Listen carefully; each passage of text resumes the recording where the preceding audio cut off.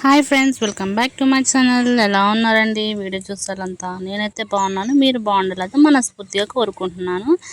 ఈరోజు ఒక 2 రెసిపీస్తో అయితే మేము ముందుకు వచ్చినా అనమాట. అదేందో అనుకుంటున్నారా? బీఫ్ కర్రీ అనమాట. బీఫ్ గోంగూర కర్రీ. డాక్టర్లు ఇప్పుడైతే అందరినీ తినమని చెప్తున్నారు. ఎందుకంటే ఇప్పుడు చికెన్ తినే టైం కాదు. కాకపోతే ఆపరేషన్ చేసిన వాళ్ళకి కానీ పిల్లలకి పాలిచ్చే తల్లులకు కానీ తింటే చాలా హెల్దీ అంట. పాలైతే మంచిగా పడుతున్నాయని చెప్పేసి డాక్టర్స్ అయితే చెప్తున్నారు కదా. ఒకసారి ఇట్లా అయితే ట్రై చేయండి.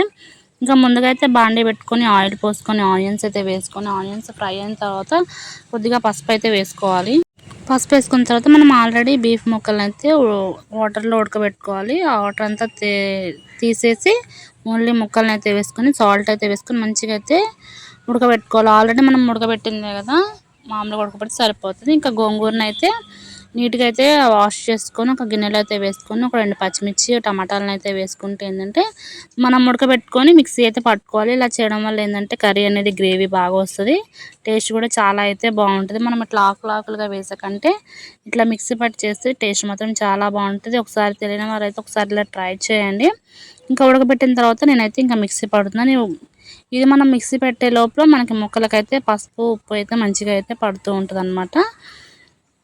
ఒకసారి అయితే మిక్సీ బౌల్లోకి వేసుకొని ఇంకా మిక్సీ అయితే పట్టుకుందాము.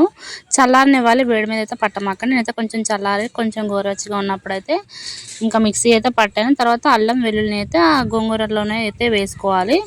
వేసుకున్న తర్వాత మనం ఆల్రెడీ ముక్కలు మంచిగా ఫ్రై అయి ఉంటాయి కదా, మీకు టేస్ట్ సరిపడా ఇంకా కారం అయితే వేసుకోండి. మీకు మీ స్పైసీని తగ్గట్టు. ఆల్రెడీ మనం పచ్చిమిర్చి అయితే వేసుకున్నాం కదా, ఇంకా తక్కువగానే అయితే కారం అయితే వేసుకొని ఒకసారి మొత్తాన్ని అయితే మనం ఒకసారి మంచిగా కలుపుకోవాలి.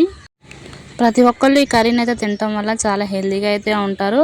ఇప్పుడు మనం రెసిపీస్ ఇలాంటి బీఫ్ కర్రీ రెసిపీస్ అయితే చాలా తక్కువ చూస్తున్నాం. ఎవరైనా చేయాలి వీడియోస్లో పెట్టాలన్నా కానీ చాలా నామోషిగా అయితే ఫీల్ అవుతున్నారు. ఎందుకంటే తినొచ్చో తినకూడదు అనేది చాలామంది డౌట్ అయితే ఉంటుంది. కానీ పర్వాలేదండి, తింటే చాలా హెల్తీగా అయితే ఉంటారు. ఇంకా మనం మిక్సీ పట్టిన గోంగూర ఉంటుంది కదా, దాన్ని అయితే వేసుకొని మనము ఆల్రెడీ ఉడకబెట్టిన వాటర్ ఉంటాయి కదా, ఆ వాటర్ కూడా కొన్ని అయితే పోసుకోవాలి. ఇలా వేసుకోవడం వల్ల ఏంటంటే మరీ గట్టిగా అయితే ఉంటుంది. కొంచెం వాటర్ పోసుకుంటే మనం ఈ గోంగూర అల్లం వెల్లుల్లి పేస్ట్ అయితే మంచిగా ముక్కలకైతే పట్టి టేస్ట్ అయితే చాలా బాగుంటుంది. ఇంకా మీకు కావాలనుకుంటే ధనియాల పిండి కానీ అలాంటివి అయితే వేసుకోవచ్చు, ఆప్షనల్. స్పైసీ అయితే తక్కువ కావాలి అనుకుంటే ఇంకా ఇలా ఓన్లీ అల్లం వెల్లుల్లి పేస్ట్ అయితే మనం అడ్జస్ట్ అయితే చేసుకోవచ్చు. ఇంకొకసారి మొత్తాన్ని అయితే కలుపుకొని ఇంకా మీడియం ఫ్లేమ్లో అయితే పెట్టుకొని కర్రీని అయితే ప్రిపేర్ చేసుకోవడం అనమాట.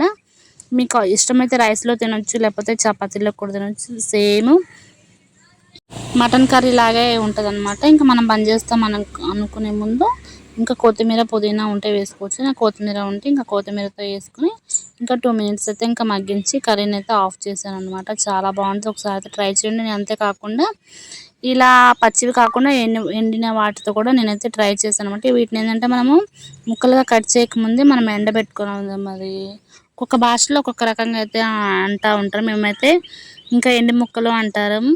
అవి అయితే ఎండబెట్టుకొని మంచిగా ఒక కర్ర మీద అయితే ఇంకా వేసుకుంటే మంచిగా అయితే ఎండిపోతాయి. వాటిని చిన్న చిన్న ముక్కలుగా కట్ చేసుకుని ఇంకా కర్రీ కూడా ఈ వ్లాగ్లో అయితే చూపిస్తున్నాను అనమాట. ఇంకా చూడండి, ముందుగా అయితే బాండీ పెట్టుకొని ఆయిల్ అయితే పోసుకోవాలన్నమాట. సరిపడా ఆయిల్ అయితే పోసుకొని ఆయిల్ అయితే హీట్ అయిన తర్వాత ఆనియన్స్ వేసుకోవాలి. సేమ్ మనము ఇంకా దోసకాయలలో కానీ టమాటాల్లో కానీ దేనిలోకైనా గోంగూరలోకైనా ఎండు ముక్కలు అయితే వేసుకుంటే మంచిదన్నమాట. ఇలా మనము ఒకసారి తెచ్చుకున్నప్పుడు ఆ ముక్కలను అనేటిని అది ఎండబెట్టుకుంటే మనకి ఎప్పుడు కర్రీ వండుకున్నా వేసుకోవచ్చు.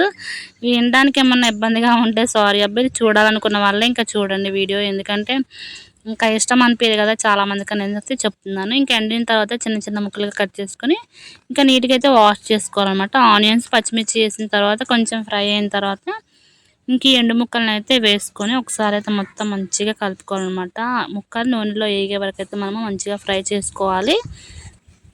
ఫ్రై చేసుకున్న తర్వాత ఇంకా కరివేపాకు ఇంకా మొత్తాన్ని అయితే ఒకసారి అయితే కలుపుకోవాలి. ఇప్పుడు నేను వచ్చేసి దోసకాయ టమాటాలు అయితే వేస్తున్నాను అనమాట. ఇంకా దోసకాయ ముక్కలను అయితే సన్నగా కట్ చేసుకొని దోసకాయ టమాటాని అయితే వేసుకొని ఇంకా పసుపు ఉప్పు కూడా వేసుకొని ఒకసారి మొత్తాన్ని అయితే కలుపుకోవాలి. ఇంకా మనము ఒక 10 to 15 మినిట్స్ అయితే మీడియం టు హై ఫ్లేమ్ అయితే అడ్జస్ట్ చేసుకుంటూ కర్రీని అయితే ప్రిపేర్ చేసుకోవాలన్నమాట. టేస్ట్ మాత్రం చాలా బాగుంటుంది. చిన్నపిల్లలకు కూడా పెట్టుకోవచ్చు, అంటే 1 year తర్వాత పిల్లలకు కూడా పెట్టుకోవచ్చు. ఎందుకంటే మంచిది, పిల్లలకు కూడా చాలా పుష్టిగా బలంగా అయితే ఉంటారనమాట. ఇంక ఒక్కసారి అయితే మొత్తం కలుపుకొని ఇంకా మీడియం టు హై ఫ్లేమ్ అయితే అడ్జస్ట్ చేసుకోవడమే. ఒక్కొక్క ఊర్లో ఒక్కొక్క రకంగా అయితే రెసిపీస్ అయితే చేస్తూ ఉన్నారు. మా ఊర్లో అంటే నాకు తెలిసిన రీతిలో అయితే నేను ఇలా చేస్తూ ఉంటాను. తర్వాత ఇంకా ఫ్రెష్గా దంచి పెట్టుకున్న అల్లం వెల్లుల్లిని కూడా అయితే వేసుకొని ఒకసారి అయితే ఇంకా కలుపుకొని కారం అయితే వేసుకొని కొత్తిమీర పుదీనా ఉంటే మీకు ఇష్టమైతే ధనియాల పిండి మసాలాలు కానీ ఇలాంటి మసాలాలు ఉన్నా ఇంకా వేసుకోండి. పిల్లలకు పెట్టాలి అనుకుంటే అవాయిడ్ అయితే చేయండి. ఇంకా మొత్తం ఒకసారి కలుపుకొని ఇంకా మీడియం ఫ్లేమ్లో మనకి ఆయిల్ అనేది బాండి నుంచి సపరేట్ అయ్యేంత వరకు అయితే మనము కూరని అయితే ప్రిపేర్ చేసుకోవడమే. ఇది మన ఆప్షనల్, చపాతీలకు కూడా వేసుకోవచ్చు. చాలా అంటే చాలా బాగుంటుంది. ఒకసారి ఈ 2 రెసిపీస్ అయితే ట్రై చేసి మీకు ఎలా వచ్చిందో ఖచ్చితంగా అయితే కామెంట్ సెక్షన్లో అయితే కామెంట్ చేయండి. ఐ హోప్ ఈ వీడియో మీకు నచ్చింది అనుకుంటున్నాను. నచ్చితే కనుక ప్లీజ్ సబ్స్క్రైబ్ చేయండి.